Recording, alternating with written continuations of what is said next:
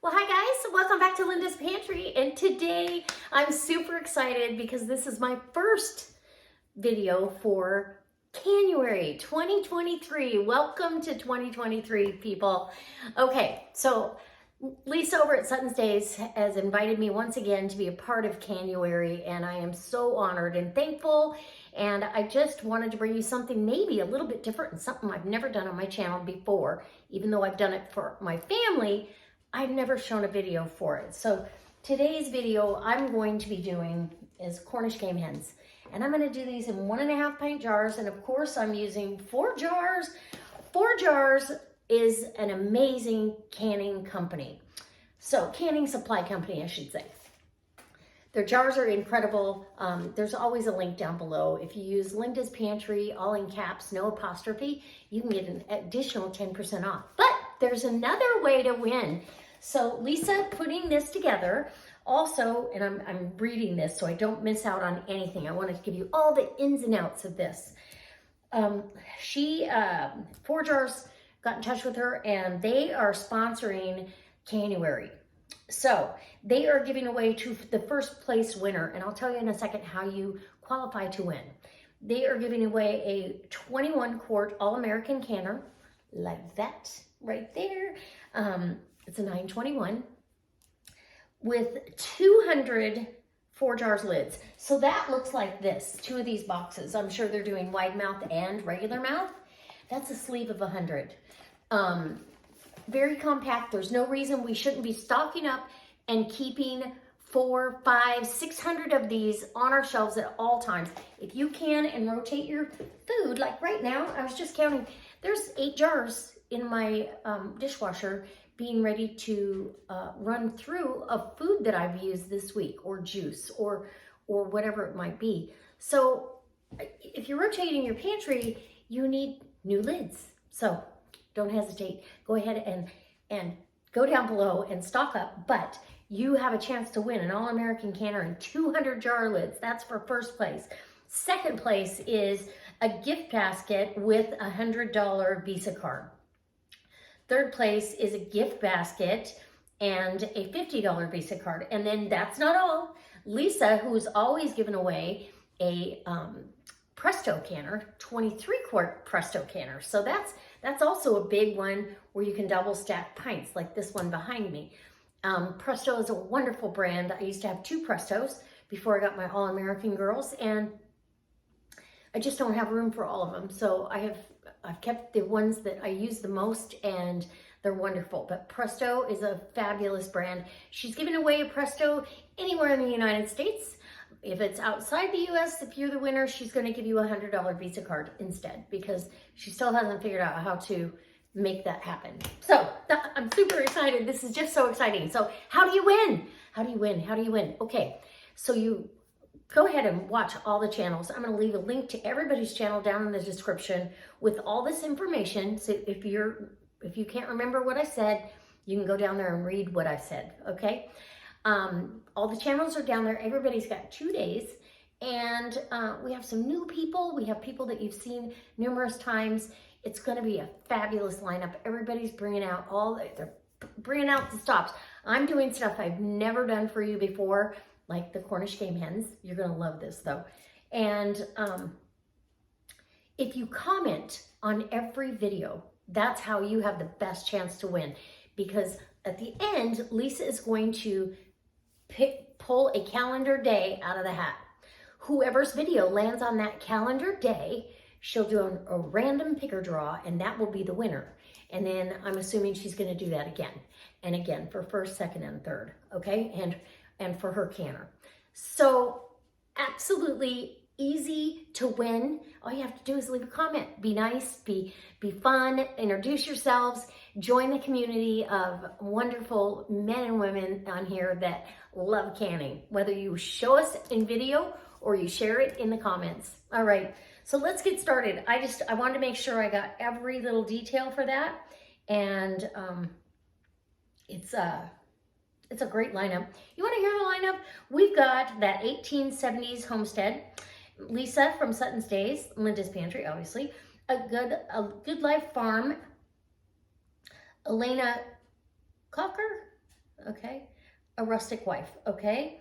Alderman Farms, Prepper Potpourri, Mouse Toes, Pike Creek Farm, The Miller Life Kitchen, Tulilu Creates, Fermented Homestead, Tess Cooks For You, Jenny's Scratch Made Kitchen, Victoria at the Modern Homestead, and Becoming a Farm Girl. So I'm super excited to see what everybody brings to the channel, or to the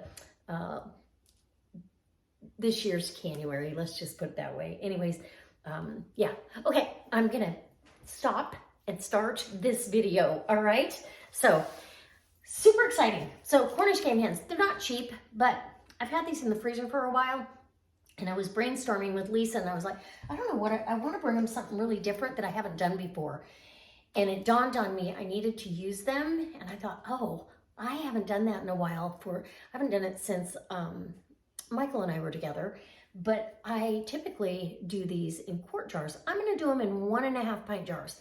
Now, I've taken my jars and my canner out of the garage, which is feels like 17 outside. It's obviously about 30, 32 degrees in my garage. Nothing's freezing, thankfully, but I brought the canner in, washed the jars, and I have them filled with water in the canner, staying warm. I am going to be raw packing these, but I'm going to be putting broth over it. I do it for chicken, I do it for turkey, I do it for beef, I do it for pork. That's just how I roll. I don't have any worse or less. You can do it raw pack and not put any liquid in at all. But there's several recipes that are approved where you raw pack the ingredients, but you're still adding broth, like your ready-made meals in a jar, so to speak. There's a series of those in the newest Ball canning book, and so that I'm basing that on that preface. So that being said, I've got one little tiny one. It's obviously going to have more broth. I'm only going to put a half of one in each jar, except for this one. I might put both halves in there because it is a little bitty thing. If you can get Cornish Game Hens on sale, grab them. They make the best soup because there's so little fat, and when you put them in a jar, I can open that jar and pull that meat off the bone. I can thicken the broth, make a pot pie. I can do whatever I want with this. Make a casserole, make soup. That's typically what I do, is like a noodle soup. Add the pasta and some veggies from Thrive, and I have an instant, delicious home-cooked meal, right? Okay, so let's get started. I'm gonna get these, take them out of the package, get them washed and patted dry, and cut them in half for you. And then we'll move on to loading the jars. I've got to get some broth done. I know I won't have enough with these 3 to fill my canner. So guess what I'm doing? In that pot right there, I have a pot of kidney beans that I've done a quick soak method, which all that means is you bring it to a boil, you boil it for 2 minutes, you turn it off, cover it, and leave it sit for an hour. Then you change out the water, bring it back up to a boil it for about a half an hour, and then we're going to jar it up. So it is a process, but I'm kind of snowed in. We had an ice storm and a freezing rainstorm last night, and I'm not about to go anywhere. So I'm here for you all day. All right, sorry, I'm chatty Cathy today because I'm super excited about January. Can you tell? Okay, I'll be right back. Okay, so I did forget to tell you, I am doing a herbed broth. So it's going to be a chicken broth with, and I'm going to add in the jars, sage, rosemary, and thyme. And trust me when I tell you, I've done this several times, it does not get bitter. I don't know why people say it might be a particular type of sage that gets bitter, but I've never had that happen. It lends a delicious flavor, and it doesn't get bitter in the jar. So please trust me on that.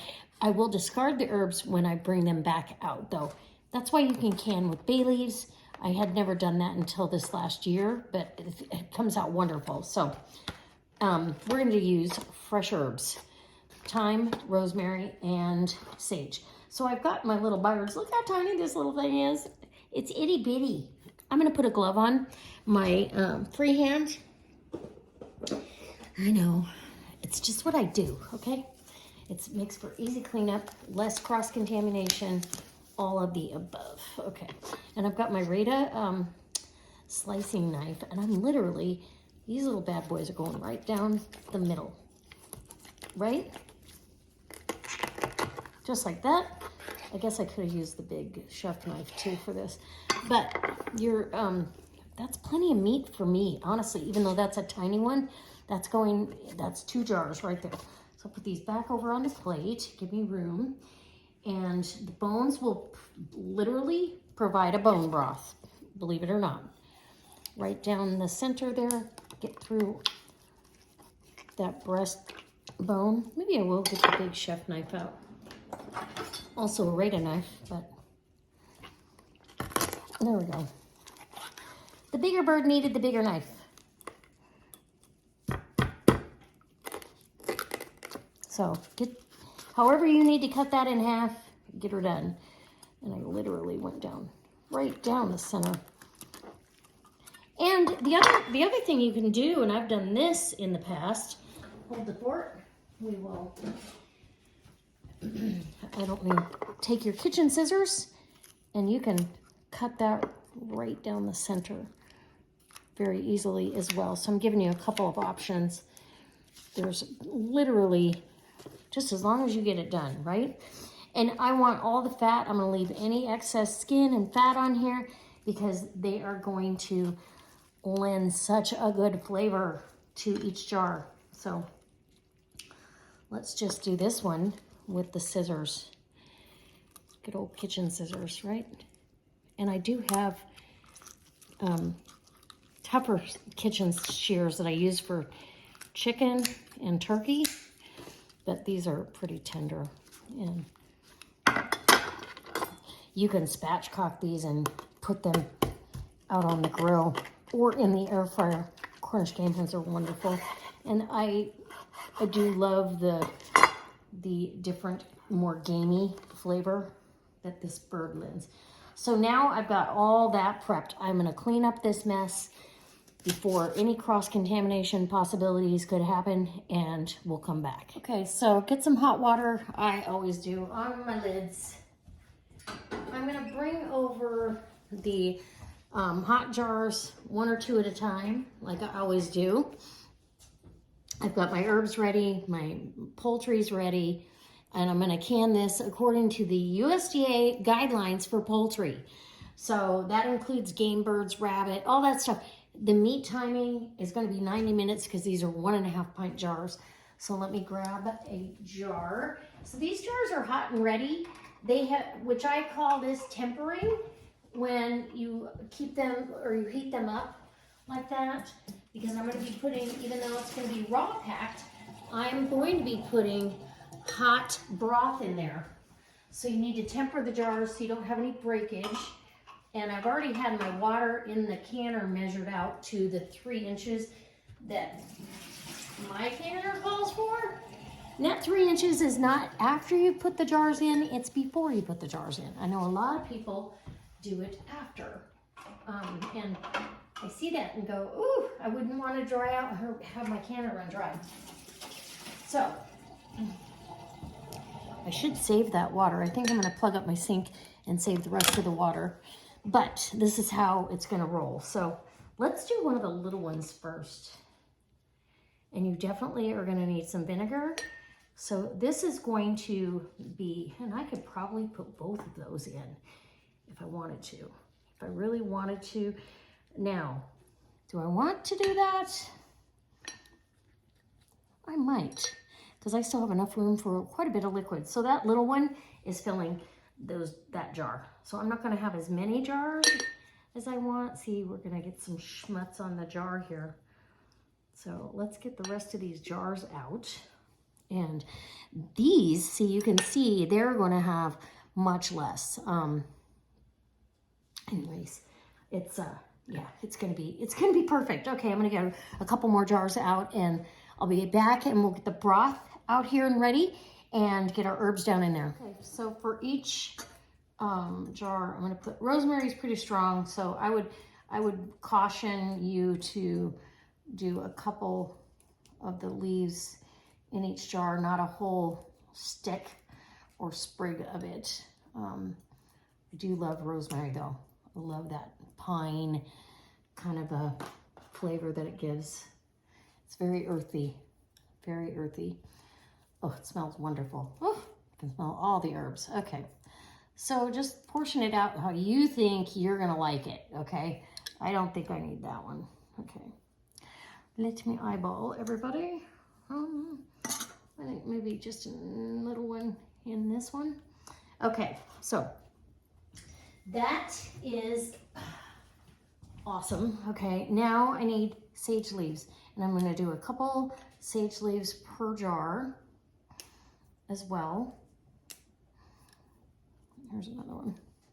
Sage is wonderful, and like I said, I've never had it be bitter. I've used both my garden sage and store-bought.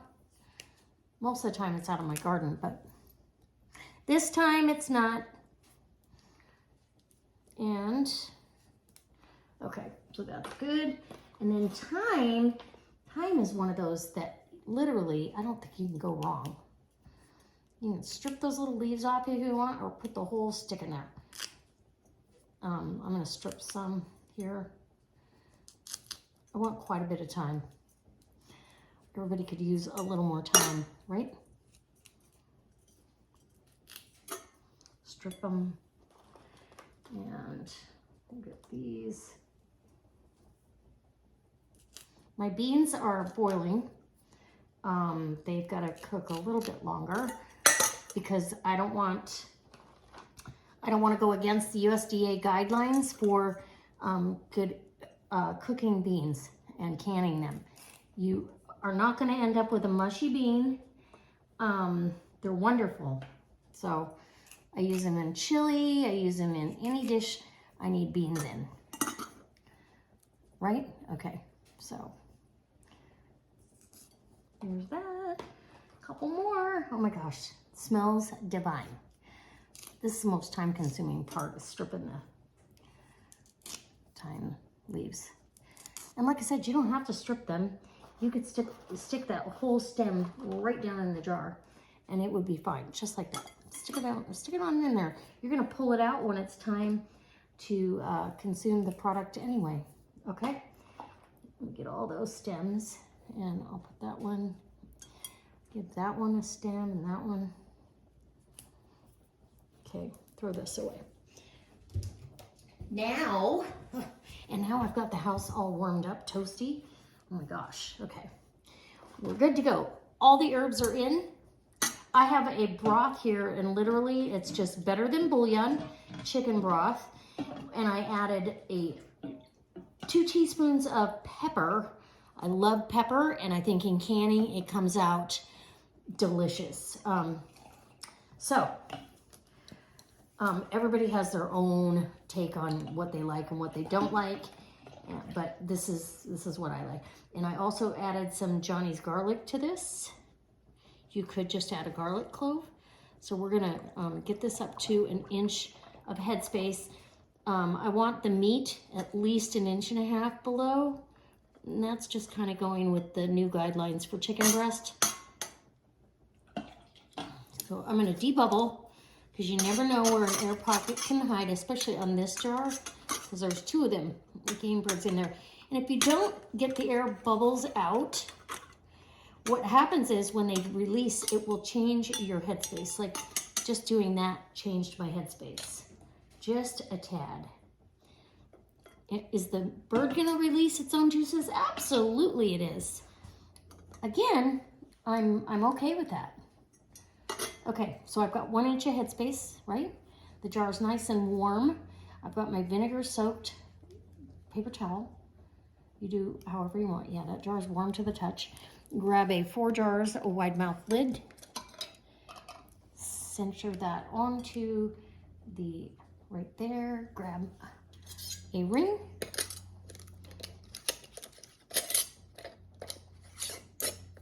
And fingertip tight. And in the canner it's gonna go. The beans are boiling away,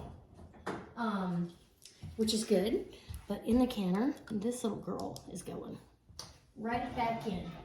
And I'm gonna leave the other jars in there to stay hot until I'm ready for the beans. And the beans, I'm going to also have a hot water to go over them. So I will be heating up some hot water as well. You could just put water in here if you wanted. But you don't have to. Okay. Got my 1 inch of headspace. Wipe the rim. Get me a lid. Okay. And a ring. And there you go. You fingertip tight is so the lid can vent and push any air out. And all of this is going to expand as well. So you have to have room for it to expand and not overflow. I mean, you will have, if you don't do the correct headspace, you're going to have siphoning. But, you know, it's going to let go of something. But a little siphoning is fine as long as it's not more than half the jar. So in the canner she goes.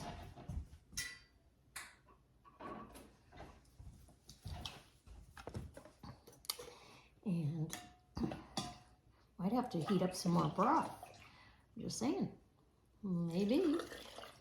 I hope not. I was hoping I'd have just the right amount. But these are going to be very brothy. This will be plenty to add some pasta or rice and make a soup very easily, right? That one needs a little bit more. Okay. Wipe the rim. And rinse and repeat, right? Okay. Let me bring you on back when I'm doing beans. How's that? I think I'm just going to have just enough stock. Fingertip tight. Make sure that that's on there right. And in the canner she goes. Did I debubble? I don't think I debubbled. So it's okay. If you think you missed a step, go back and say, let's just double check. And there we go. We are debubbled. And rewipe. This is exactly why we do all these steps, and we read before we start canning all of the steps put forth by the National Center for Home Food Preservation. Yep, there we go.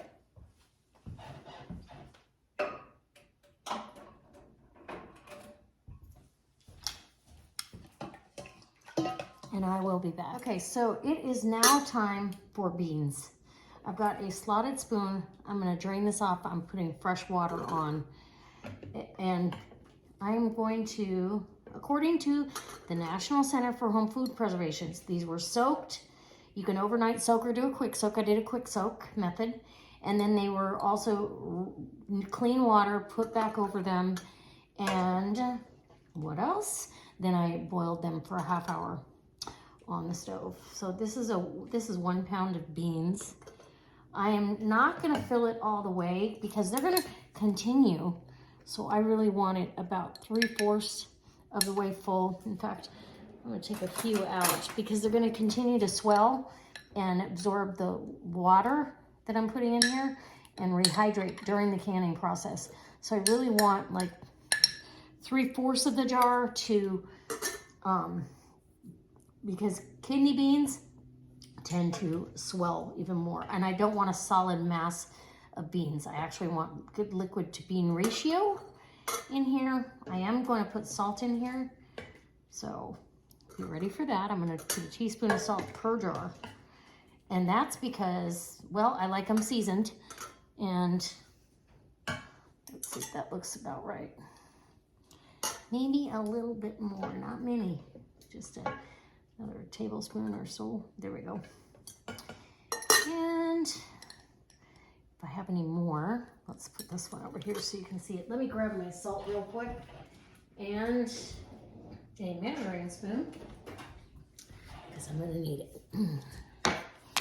Okay. I think this will be just about perfect.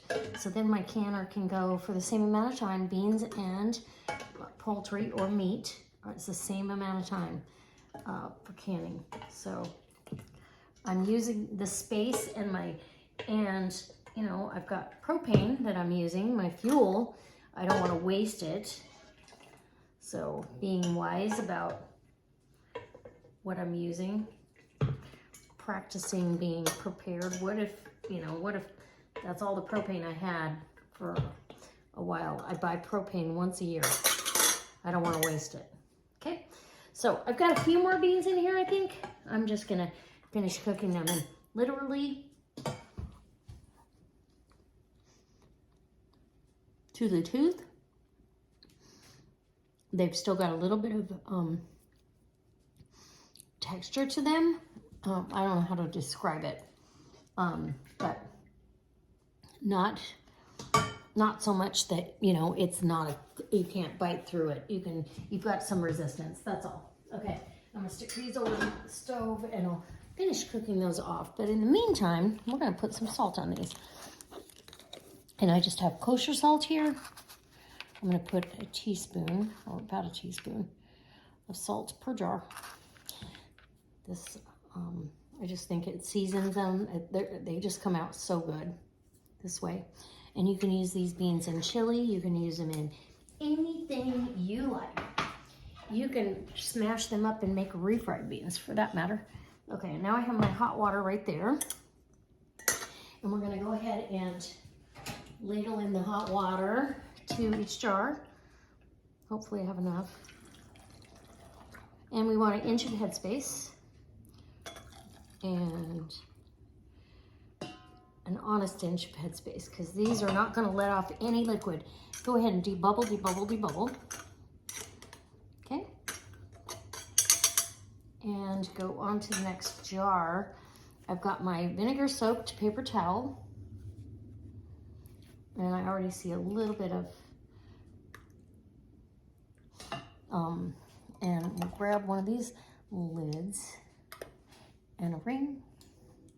And that's how easy this is. So they'll go in the canner. I will lock down the lid and it's going to come up and start venting. But look how beautiful. These beans are going to be fantastic. Now keep note of how much water above the beans I have, and I'll show you when we're done how much they swell. I'm also going to do a recipe using both the beans and the Cornish Game Hens for you.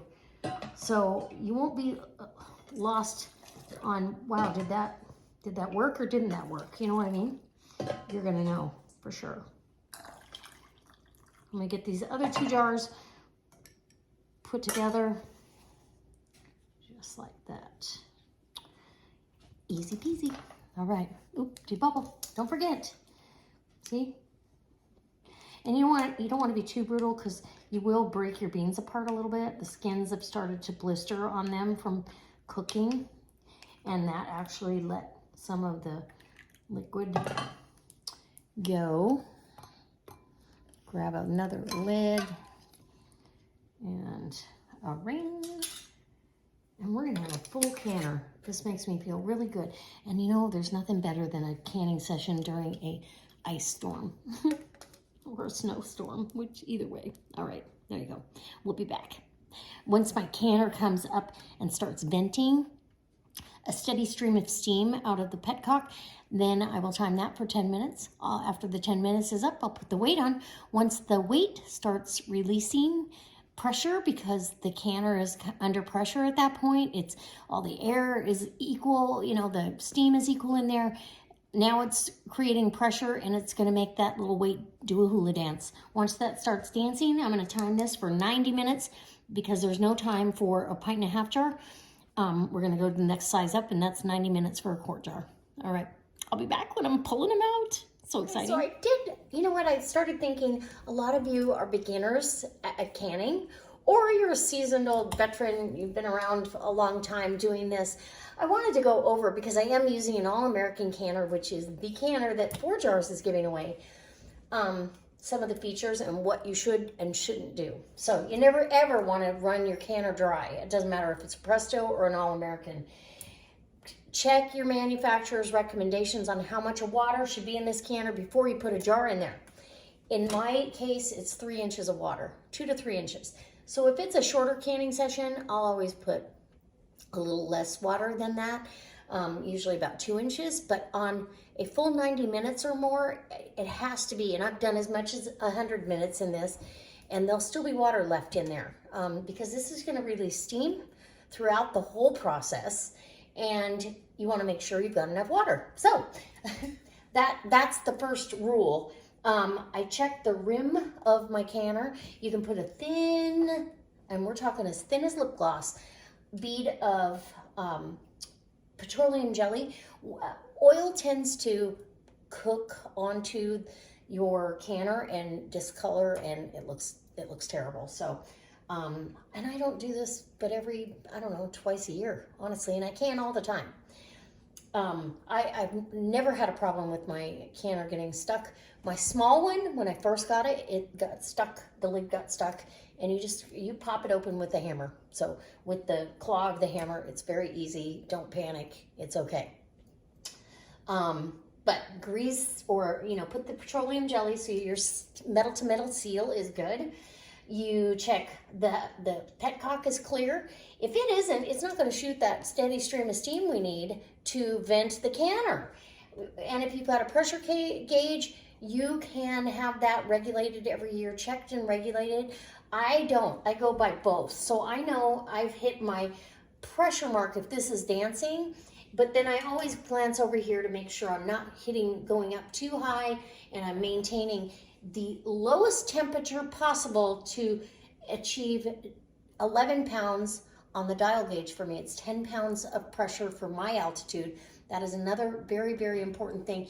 If you live in a higher altitude, about over 1,000 feet, you need to check for your area, because you have to go up in how many pounds of pressure you use. So very, very important for you to kill all organisms and botulism. That's why we put it under pressure.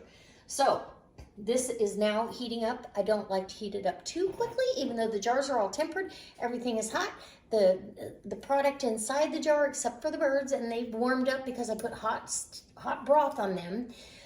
It's all hot and ready to go, and I'm just waiting for it to start venting, and then we can start the process. So I didn't want to leave anything out just in case you are new, or you just need a reminder. I love canning videos. I will watch them every single time over another video, and I don't typically watch rebel canning because I think that's wrong. I think you're putting your family at risk, but I do watch canning videos that interest me, even if I've seen them 100 times. I rewatch videos all the time, and it just gets you in the mood. So hopefully this inspires you to watch every video this month, because so far the other 2 videos have been fantastic. Okay, let's get to canning. And Leda, be quiet. Okay guys, so the canning session ended about literally a half hour ago, 45 minutes. I let the canner come down off of pressure all on its own, and check the weight a couple different times. So when it's on here and it's come down to 0, come down to 0 on the gauge, I will then check this. If any hissing or anything like that is coming out of there, gauged on how much, because I let it sit at 0 for about 10 minutes. Then I'll come and check. If I hear anything, I'll just put it back on and be patient until I don't hear anything but okay? Then I actually found an easy way to just take the weight and put it up here to let the hot steam come out of the canner for a good 15 minutes. It sits like this. And then you can let it sit even longer if you want to, but the house is pretty warm. I'm not as worried about it. It has sat. I think it's totally fine. Let me just tell you, it smells amazing in here with all the herbs. It smells so good. Okay, so I'm gonna pull out one of the Cornish Game Hens. Ooh, oh my gosh, beautiful. And that's, that's raw packed. Everything's still expanded right now, and you actually could have some evaporation coming out from under the lid. You just want to be really gentle with the jars right now. Set them down. Don't let them get in a draft or anything like that. Here, I've got a little bit of, oh, not bad at all. A little bit of siphoning, I just see a little fat on the water. That's it. The water's clear. The beans, I saw plenty of liquid above the beans, and they're boiling away. So I'm gonna have nice beans for my shelf. I don't know if you can see. Can you see? Can you see how the beans are underneath the liquid? They're gonna continue to absorb too as they sit on the shelf. So once these have sat here for a while, I will probably turn them over and shake them down a little bit. Let's get the last jar of beans. Perfect. It was a perfect amount, I think, to put in. Because you see, the liquid is still that much above the beans and throughout the jar. So we are good. And now we have Cornish Game Hens and broth. Look at that beautiful broth. Now we have a bone broth mixed in with the broth that we gave it. It's going to be fantastic. I'm definitely going to open a jar for you on one of my next videos and give you a taste test. I want to say, is that the one? I'm trying to figure out the one that has both sides in it. This is the one. This one has a whole little tiny Cornish game hen, but it's fabulous. Okay. January people, I hope this inspires you to do something different. Step outside the box you might be in and do something different for going forward into the new year. We constantly have to be replacing and refurbishing our food storage, and literally, yeah, the water is almost crystal clear. Let me bring you over and I'll show you. Hold on for the ride so you can see. See, nice clear water and beautiful jars. So I will leave these sit overnight. Before I go to bed, I will check the seals. If anybody hasn't sealed, I will then put them in the refrigerator. I don't leave it sit for 24 hours. If I know that it's not gonna seal, I put it in the fridge, and then I decide what I'm gonna do with it. I'll use it right away or not. So these are button top lids, so that space, that head space is what creates the vacuum. Once they come down completely, and you know, the expansion isn't so much because they're really expanded right now. It's super hot. Once they come down off of that and they suck that lid down, it's good to go. And then I will wash the jars, label the jars, and put them on my pantry shelf for another day. Anyways, thank you, Lisa, again for 4 jars for January. I love it. I am super excited. So there will be a link down in the description box where you can go get all the information for this video. Much easier than me copying and pasting it. I'm just going to give you the link over to Lisa's blog, and it will give you the list of channels, their links to their channels, all the information about what's in store for giveaways and all that. So I hope that you enjoyed this. If you did, give me a thumbs up. Don't forget, leave a comment. And if you like this kind of content, go ahead and hit that subscribe button because I'd love to have you as part of the team. All right, bye.